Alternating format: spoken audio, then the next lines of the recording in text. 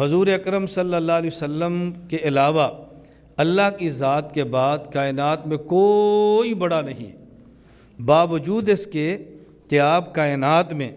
اللہ کی ذات کے بعد سب سے بڑے تھے، لیکن آپ نے اپنے معاملات میں اس طرح زندگی گزاری ہے کہ جیسے کوئی بندہ سب سے چھوٹا ہو۔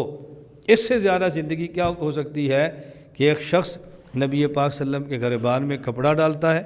کہ آپ نے مجھ سے قرض لیا تھا، آپ نے واپس کیوں نہیں کیا، اور صحابی آگے بڑھتا ہے تو آپ فرماتے ہیں نا لصاحب الحق مقال، جس شخص نے لینا ہوتا ہے نا اس کو بات کرنے کا حق بھی ہوتا ہے، آپ اس کو کچھ نہ کہو۔ کسی آدمی کی دنیا میں تھوڑی سی بھی حیثیت ہو وہ اس بات کے لیے کبھی بھی تیار نہیں ہوتا۔ نبی پاک صلی اللہ علیہ وسلم جو سبب وجود کائنات ہیں اور آپ کی خاطر خدا نے کل جہان کو پیدا فرمایا ہے، اتنا بڑا آدمی، اور آپ نے اتنا اپنے مقام کے مطابق کتنے بڑے تھے، لیکن آپ نے کس طرح خیال فرمایا ہے۔ آپ مدینہ منورہ گزر رہے ہیں،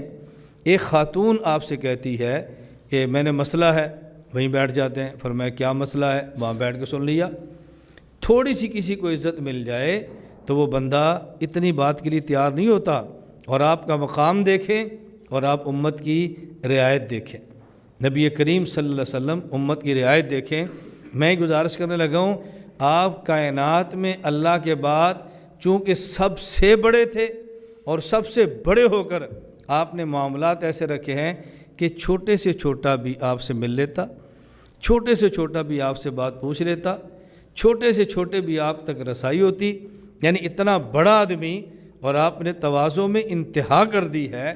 چھوٹا بن کر دکھانے میں انتہا کر دی ہے، تو اللہ رب العزت نے پھر آپ کو بلندیاں دینے میں بھی انتہا کر دی ہے۔ حضور پر اگر تواضع کی انتہا ہے تو عرش پر پھر اللہ کی عرفت کی بھی انتہا ہے۔ سبحان الذی اسریٰ بعبدہ کہہ کر اللہ رب العزت نے ہمیں بتایا کہ میں نے پیغمبر کو کائنات کا سب سے اعلیٰ مکان عرش والا اور سب سے اعلیٰ مقام اپنے دیدار گفتگو والا عطا فرمایا، اس کی وجہ انہیں عبدیت میں انتہا کر دی ہے، اور ہم نے آپ کے کمالات دینے میں انتہا کر دی ہے۔ اگر تم چاہتے ہو کہ تمہیں دنیا میں بلندیاں عطا کی جائیں، بعبدہ ابدیت اختیار کرنا تمہارے ذمہ ہے اور عفت عطا فرمانا ہمارے ذمہ ہے۔ اللہ رب العزت نے بعبدہ فرما کے یہ بات ہمیں سمجھائی ہے۔ میں اس لیے گزارش کرتا ہوں، ہمارے یہاں مہمانات آتے رہتے ہیں، مہمان آتے ہیں، ملاقاتیں ہوتی ہیں، اور آج بھی ہمارے ہاں کچھ مہمان تشریف لائے تھے، کچھ کراچی کے تھے، کچھ کوئٹہ کے تھے، تو میں نے ان سے بھی گزارش کی، شاید وہ تشریف لے گئے ہیں، ان نے جانا تھا، ان کا سفر تھا، تو ان کا مجھے فون آیا صبح کہ ہم 9 بجے پہنچیں گے اور ناشتہ کریں گے۔ میں نے کہا ٹھیک ہے۔ وہ 9 بجے نہیں آئے لیکن ہمارا ناشتہ تیار تھا، ان کو آنے میں 11:30 2.5 گھنٹے لیٹ ہو گئے۔ تو میں نے پھر بھائی خبیب سے کہا بھی ناشتہ لگا ہے، مہمانوں کو آپ کھانا کھلائیں، اب میں نے مطالعہ کرنا ہے اور اس کے بعد میں 12 بجے لیٹوں گا، زور کے بعد پھر میں نے مطالعہ کرنا ہے۔ خیر و تشریف لائے، کھانا کھایا، 4:30 بجے میں نے پھر چائے پلائی، بیٹھے رہے۔ میں نے ان سے کہا دیکھیں ایک بات ہمیشہ ذہن نشین فرمائیں، وقت آپ نے دیا ہے تو وقت کی پابندی آپ کو کرنی چاہیے تھی نا۔ ہمارے ہاں تو 9 کا معنی 9 ہی ہے، ہمارے 9 کا معنی 11 نہیں ہے، آپ نے 9 فرمایا، ہمارے ہاں ناشتہ 9 بجے لگ گیا ہے۔ اب آپ بتائیں اگر میں نہ ملتا تو آپ نے کہنا تھا کہ مولانا صاحب کے اخلاق ٹھیک نہیں ہے، ہم اتنی دور سے آئے اور ملاقات نہیں کی، لیکن آپ نے یہ نہیں کہنا کہ ہم نے 2.5 گھنٹے اس کو انتظار کرائی ہے اور قصور ہمارا ہے۔ یہ تو خیر ویسے میں سمجھا رہا تھا۔ میں جو بات عرض کرنے لگا ہوں، میں ایک بات آپ کو بھی عرض کرتا ہوں، وہ چونکہ علماء تھے، کام کر رہے تھے، اور میں نے کہا مستقبل میں شاید اللہ آپ کو کتنی عظمت عطا فرمائے میں نہیں کہہ سکتا، لیکن یہ ذہن میں رکھنا کہ ہمارے علم میں ایسا کوئی شخص نہیں ہے کہ جو سفر کر کے مدینہ منورہ گیا ہو اور نبی کریم صلی اللہ علیہ وسلم مدینہ منورہ ہوں اور پھر آپ سے اس کی ملاقات نہ ہو سکی ہو کہ حضور پاک بہت مصروف ہیں۔ چھوٹی بات نہیں ہے، یعنی میرا حلقہ بہت چھوٹا ہے،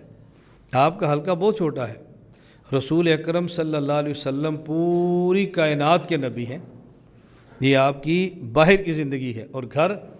آپ کا ایک گھر نہیں ہے، آپ کے 9 گھر ہیں۔ ایک شخص جس کی 9 بیویاں ہوں، 9 اس کے گھر ہوں، اور پوری انسانیت کا نبی ہو، بتائیں وہ کتنا مصروف ہوگا۔ لیکن کوئی مدینہ آ جائے اور پھر ملاقات نہ ہو، ایسا نہیں ہوتا۔ رسول اکرم صلی اللہ علیہ وسلم اتنے بڑے ہونے کے باوجود چھوٹے چھوٹے آدمی کو وقت دیتے تھے، چھوٹے چھوٹے آدمی کو۔ اور آج ہمارے ہاں بڑا بننے کا طریقہ ہی یہ ہے، لوگ آئیں ملاقات نہ کرو، لوگ فون کریں سننا چھوڑ دو،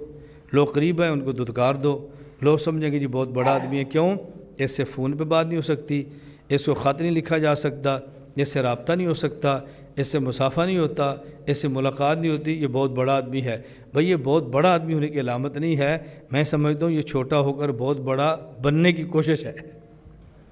حضور اکرم صلی اللہ علیہ وسلم کی زندگی ہمارے لیے نمونہ ہے، اور ہمیں چاہیے کہ جس حد تک ممکن ہو نبی کریم صلی اللہ علیہ وسلم کی سنتوں پر اہتمام کے ساتھ عمل کی کوشش کریں۔